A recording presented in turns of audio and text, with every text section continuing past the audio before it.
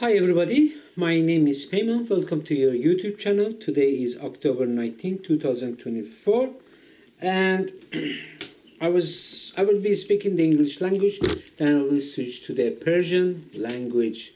This is the book. I hope you may want to buy it. Consider to buy this book because it's a really good book to have some first-hand knowledge about the 1979 revolution. One of the interesting area that I came in contact with was Mohammad-Vali Gharani, Major General Mohammad-Vali Gharani. I saw his picture several years ago, and I'm like, who is this person? I just wanted to know, so I read a little bit about him, but I didn't understand exactly what he is, well, who he is, okay? So, Mohammad-Vali Gharani was born in Tehran on March 21st, 1930. He graduated from Officers Academy and the War College. In 1950, he joined the Imperial Army and was promoted to colonel. He served as the garrison commander of the Rasht and later became the commander of Rasht Brigade. Gharani supported the 1953 coup and was promoted to Vice Chief of Staff after its success. However, he attempted to overthrow government and was discovered leading to a dishonorable discharge in 1958. He was imprisoned twice, first in 1958 and then in 1963. After the Iranian Revolution, Gharani briefly served as the Chief of Staff of the Iranian Army from February 12, 1972 to March 27, 1979. I guess I said 1972, but I meant 1979. When he was ousted from his position, tragically, he was assassinated on April 23, 1979 by the Forgon group. But that's not the part that I want to say. It is the part that I want to talk about, that he was a traitor. He was a traitor. Okay? I was reading this part of it, that the Imperial Iranian Armed Forces Intelligence Service rejected Colonel Tawakkul's promotion to military brigade general. The intelligence service laid meritless criminal offenses against him, and the military tribunal found him guilty. After Colonel Tawakkul was released from prison, the intelligence service created several roadblocks for him to find a job in the private sector. Despite this, he eventually found employment and planned to go to the US to pursue a PhD in history. However, due to escalating tension and the revolution in Iran, he decided to cancel his trip and became more involved in the revolution. During this time, he communicated more frequently with Major General Gharani. Major General Gharani became a pious Muslim and was attending religious seminars. Colonel Tawakkuli began to see Major General Gharani in their homes and discuss the state affairs. The 1979 revolution culminated in the Shah of Iran's departure and Khomeini's return. Tawakkuli learned that Major General Gharani played a crucial role in Khomeini's inner circle. Colonel Tawakkuli called Lieutenant General Amir Hossein Rabai and arranged to meet him at Rafah School because he wanted Lieutenant General Rabai to be assigned to a new position. He also called Major General Ali Neshad and scheduled a meeting with him at the exact location. Colonel Tawakkuli mentioned that during the funeral of an army officer he attended, Major General Neshad, who was from the Immortal Guard Corps and was responsible for protecting the king, approached him and hugged him. This happened even though the Colonel Tawakkuli had been recently released from prison due to his involvement in the discussion about staging a coup to reform the Pahlavi dynasty. Major General Manucher Khosrowda was a prominent figure in the Iranian armed forces and was a close friend of Colonel Tawakkuli. Colonel Tawakkuli mentioned that when he needed help, Major General Khosrowda helped him. He also had a brother named Colonel Amir Khosrowda, and they would always meet the king without an appointment.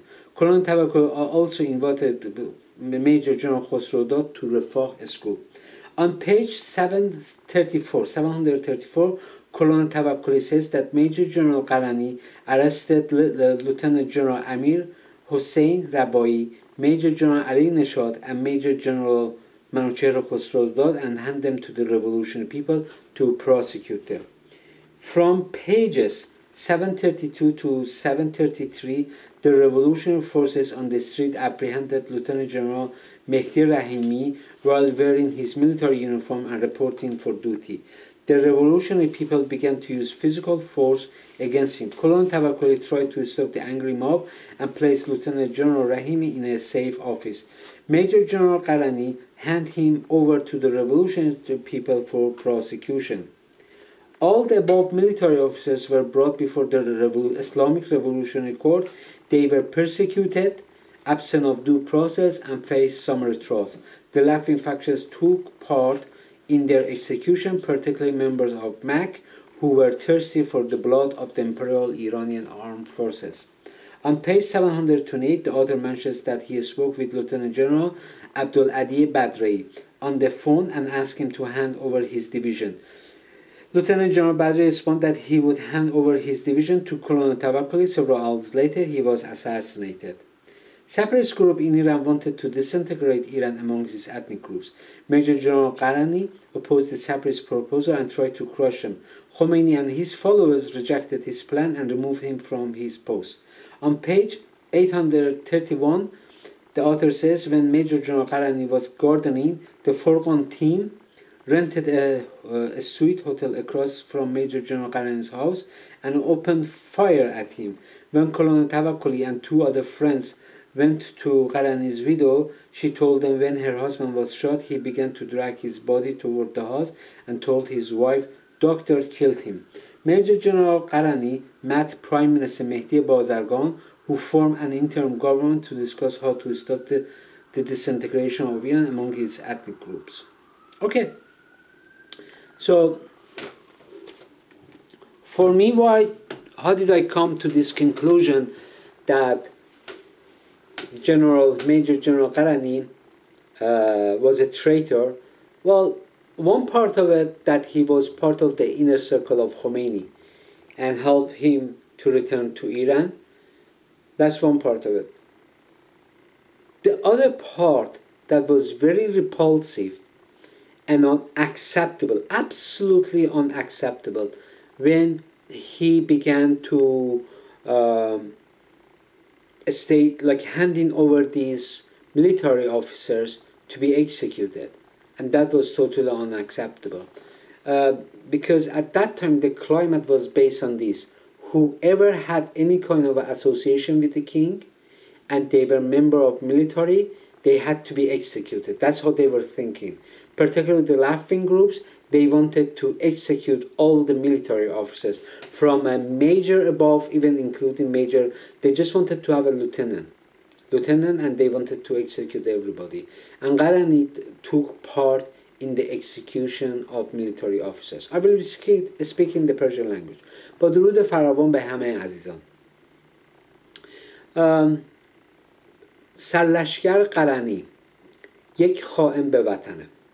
چون که نمیخوام حالا دنبال تاریخچه زندگیش بریم که در کودتای 1953 دست داشته، کمک کرده که پهلوی سر جاش باقی بمونه، کمونیستا نتونن ایرانو نابود کنن، و بعد از اون خودش برنامه ریزی میکنه، کودتا میخواسته بکنه که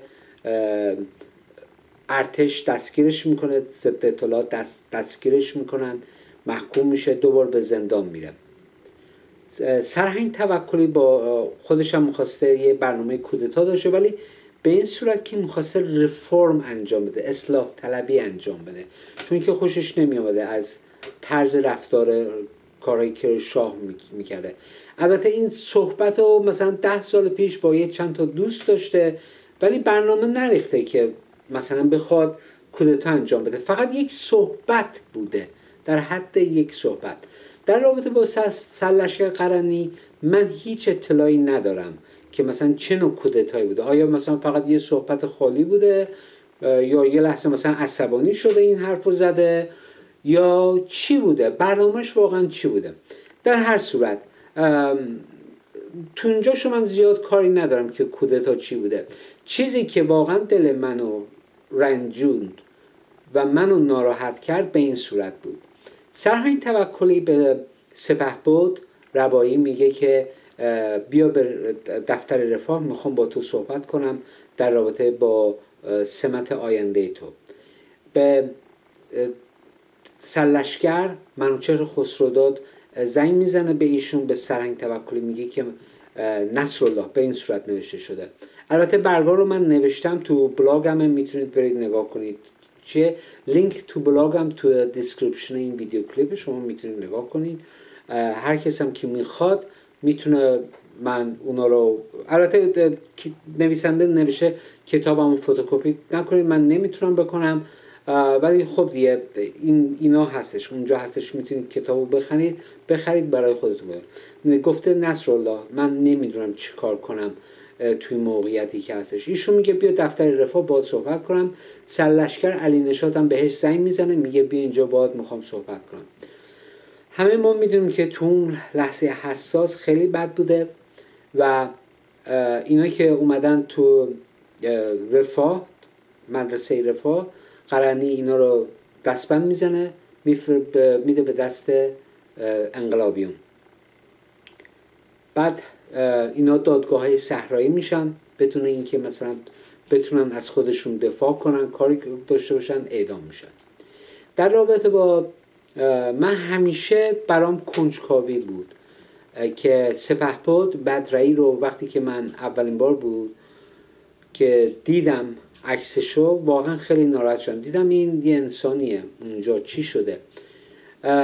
بر اساس خود نوشته آقای سرهنگ توکلی بهشون زنگ میزنه، میگه که اون قسمت از ارتش که دست ایشون بوده میخوام بگیرن ازش. میگن چیکار میخوای بکنی، چجوری میخوای تحویل ما بدی؟ میگه من میدم به دست سرهنگ توکلی.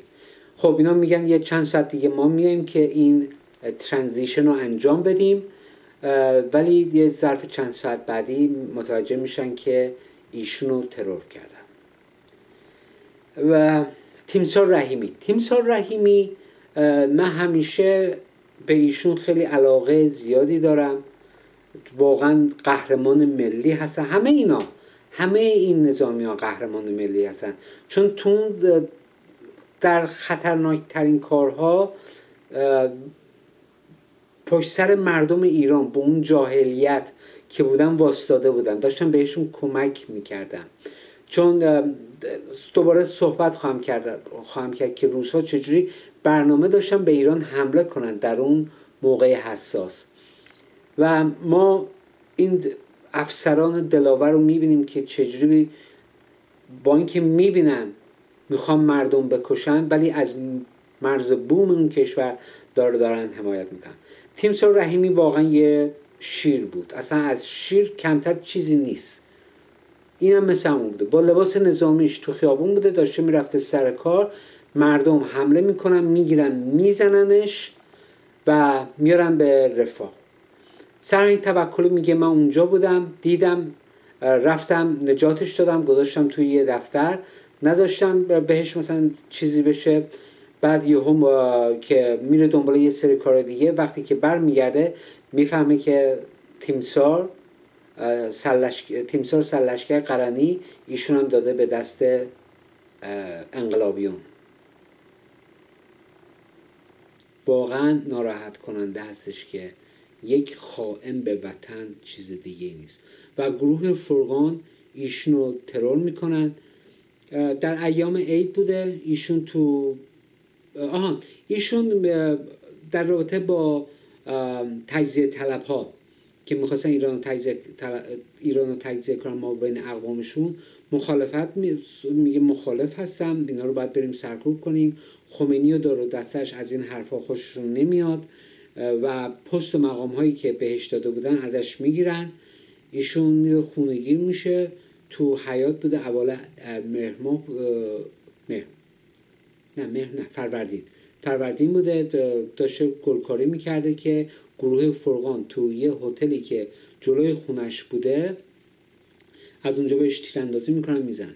یه سال بعد آقای سرهنگ توکلی با دو دوست دیگه شون میرن بیوه این خانم رو ببینن. خانمش میگه که شوهرم تو اون لحظه خزان داشت می اومد وارد خونه بشه و وقتی که من رفتم دیدمش به من گفتش که دکتر باعث کشتن من شد و تا اونجایی که ایشون سرهنگ توکلی خبر داشتن،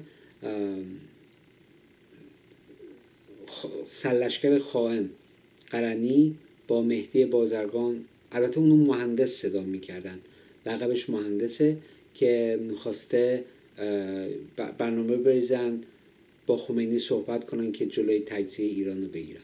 سپاس.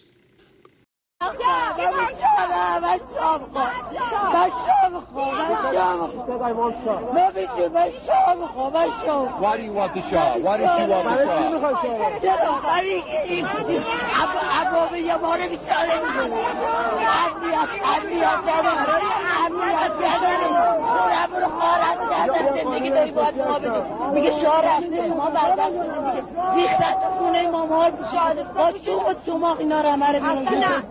ما شاه میخوایم، ما بیچاره